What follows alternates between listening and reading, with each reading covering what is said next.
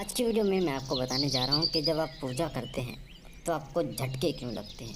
कई बच्चों ने बार बार ये प्रश्न किया था कि गुरुजी जब हम पूजा करते हैं तो अंदर से ऐसा लगता है जैसे कोई झटका लग रहा है, और ये झटके किस कारण लगते हैं। नेगेटिविटी है या कोई पॉजिटिविटी है, कोई देवी शक्ति है या कोई प्रेत है, इसके बारे में खुलकर बताइए। तो आज की वीडियो में मैं आपको बताऊंगा कि आप जब पूजा करते हैं तो आपको झटके क्यों लगते हैं। वीडियो को ध्यान से सुनिए बारीकी से, ताकि एक चीज़ आपको समझ में आए। दूसरी बात आपको ये भी बताऊंगे कि उबासी क्यों आती है, रोंगटे खड़े क्यों होते हैं, आंसू क्यों आते हैं, शरीर क्यों हिलता है और सिर क्यों घूमता है। क्योंकि जब आप पूजा करने बैठते हैं तो ये सारी चीज़ें आपके साथ घटित होती हैं। मैं चाहता हूँ कि बारीकी से आप इन चीज़ों को समझें। अगर आप अध्यात्म मार्ग में जुड़ रहे हैं, आप भक्ति करना चाहते हैं, आप देवी कृपा को प्राप्त करना चाहते हैं, आप देवताओं को जो है आकर्षित करना चाहते हैं, अनुभव करना चाहते हैं, तो आपको इन चीज़ों के बारे में पता होना बहुत ज़रूरी है।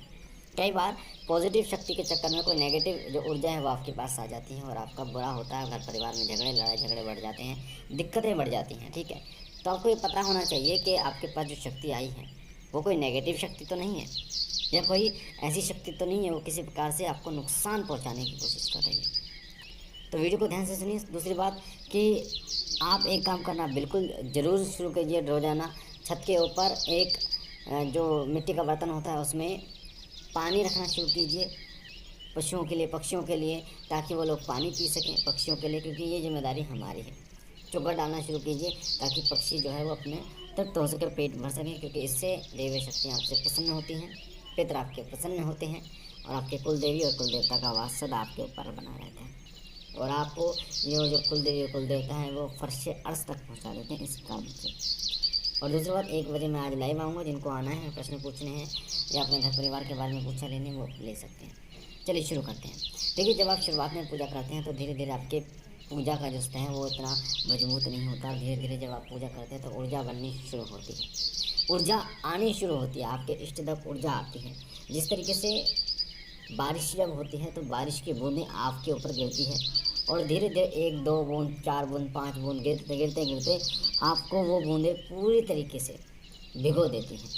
उसी तरीके से जब आप पूजा करना शुरू करते हैं तो जिस इष्ट की सेवा करते हैं, जिस इष्ट की पूजा करते हैं, उनकी ऊर्जाओं की बारिश होनी शुरू हो जाती है। कभी 1 किरण, कभी 2 किरण, कभी 3 किरण। तो इस प्रकार से आपको ऊर्जा धीरे धीरे प्राप्त होती है और आपका शरीर उस ऊर्जा में भीगता चला जाता है, भीगता चला जाता है, आपकी आत्मा तक वो ऊर्जा पहुँच जाती है। इसी कारण से, इसी ऊर्जा के माध्यम से आपका जो ऑरा है वो तैयार होता है, और जिसका ऑरा जितना ज़्यादा मजबूत होगा उतना ही वो तेजवान होगा, उतनी ही देवी शक्तियाँ उसके तरफ आकर्षित होंगी। कोई नेगेटिविटी उसके शरीर में फिर प्रवेश नहीं कर सकती है। तो जब पूजा करते हैं तो धीरे धीरे उस देवी ऊर्जा की बारिश होती है आपके ऊपर। तो एक ऐसा समय आता है जब वो ऊर्जा धीरे धीरे बढ़ जाती है। काफ़ी बढ़ जाने के बाद क्या होता है, आपको सबसे पहला जो आपको क्या होता है, सबसे पहला कारण होता है जो आपको उबासी आती है। उबासी आनी शुरू हो जाती है, बड़ी बड़ी उबासियाँ आती हैं आपको। मंत्र जब करते हैं, मंत्र के बीच बीच में उबासियाँ आती हैं, छोटी उबासियाँ, फिर बहुत बड़ी बड़ी उबासियाँ आनी शुरू हो जाती हैं। 5 सेकंड, 10 सेकंड की उबासियाँ तक आपको आनी शुरू हो जाती है। वो ऊर्जा के कारण होता है, क्योंकि वो जो ऊर्जा है आपके शरीर में जब अवशोषित की जाती है ना, जब आपके शरीर में जाती है, अवशोषित होती है, वो ऊर्जा आपके शरीर को शुद्ध करने का काम करती है। सबसे पहले वो आपके मूलाधार चक्र पर बैठती है और मूलाधार चक्र को शुद्ध करने का काम करती है। जिससे क्या होता है कि जैसे आपने जल देखा है, पानी को जब गर्म करते हैं तो ऊपर भाप निकलती है, तो वो भाप ऊपर की तरफ से जाती है। ऐसे ही जब आपके मूलाधार चक्र पर ऊर्जा बैठती है और मूलाधार चक्र को जब वो जागृत करती है और मूलाधार चक्र जब घूमना शुरू होता है, तो उससे जो नेगेटिविटी यानी कि अपवित्रता निकलती है वो मुँह के जरिए बाहर निकल जाती है। दूसरी बात, रोंगटे खड़े होने आपके शुरू हो जाते हैं। जो रोंगटे हैं आपके वो खड़े होने शुरू हो जाते हैं, ये आपके इष्ट की कृपा का ही एक कारण होता है। कई बार आप जागरण में जाते हैं, किसी पूजा में जाते हैं, किसी मंदिर में जाते हैं, या फिर कभी आप भगवान की बात, अपने इष्ट की बात करते हैं, उनकी चालीसा या उनका कोई पाठ सुनते हैं, मंत्र सुनते हैं, तो भी आपके साथ ऐसा होता है। क्योंकि जब आप वो सुनते हैं तो उस मंत्र की जो ऊर्जा है ना वो कनेक्ट होती है और जुड़ जाती है आपके अंदर की जो ऊर्जा से, इसलिए आपके साथ ऐसा होता है। ठीक है, अब बात करते हैं जो झटका लगता है वो क्यों लगता है आपको झटका। झटका इसलिए लगता है कि जब आप पूजा पाठ शुरू करते हैं तो जो नीचे की जो ऊर्जा होती है, जो मूलाधार चक्र पे जो ऊर्जा होती है, वो ऊर्जा एकदम ऊपर की तरफ जो है वो जोर लगाती है। होता क्या है कि जैसे ही आप पूजा कर रहे हैं तो एकदम उठने की कोशिश करती है। जैसे आप देखेंगे ना, किसी चीज़ को एकदम बोतल है, एक बोतल को, खाली बोतल को पानी में डुबोने की कोशिश करो, खाली बोतल को, तो एकदम वो झटके से ऊपर आएगी। तो इसी तरीके से झटके से ऊपर आती है वो ऊर्जा, एकदम झटके से ऊपर आती है। ठीक है, तो इसी कारण आपको झटके लगते हैं, मंत्र जप करते हैं तो आपको अजीब सा झटके महसूस होते हैं, इसी कारण होते हैं। साथ ही आपके ऊपर जब आपके इसकी कृपा होती है तो आंसू आते हैं आपके, बहुत ज़्यादा आंसू आते हैं, देख देख कर रोना आता है आपको। ठीक है, भाव इतना जग जाता है कि आप अपने आप को खो बैठते हैं, आप सिर्फ मंत्रमुग्ध हो जाते हैं, आप अपने इष्ट को ही देखना पसंद करते हैं और उन्हीं को देखते रहते हैं। तो ये सब पॉजिटिव ही साइन है, सकारात्मक ही साइन है ये पूरा। ठीक है, साथ ही शरीर आपका हिलना शुरू हो जाता है। कई लोगों का शरीर जो है वो आगे पीछे हिलता है, कई लोगों का शरीर गोल गोल हिलता है। ठीक है, तो कई लोगों के शरीर में क्या होता है, किसी का हाथ जो है वो फड़फड़ाता है, किसी की आँख फड़फड़ाती है, किसी का एक पैर जो है वो हिलता रहता है, ठीक है, किसी का एक कंधा हिलता रहता है। तो ये सब एक सकारात्मक ऊर्जा का कारण होता है, क्योंकि जो शक्ति आपके ऊपर आई है, आपके शरीर में जिस शक्ति ने प्रवेश किया है, वो शक्ति एक स्थान चुनती है अपना, और उस स्थान पर जाकर वो बैठती है। और जिस स्थान पर वो जाकर बैठती है तो उस स्थान पर जो है ना वो झनकार होते हैं, स्पंदन होता है, वो चीज़ें, वो शक्ति हिलती हैं। ये कई लोगों का आपने देखा होगा, जब उनके ऊपर सवारी आती हैं तो उनका कोई एक हाथ हिलता है, कोई एक पैर हिलता है, कई बार सिर्फ गर्दन गर्दन घूमती रहती है कई लोगों का कंधा हिलता है।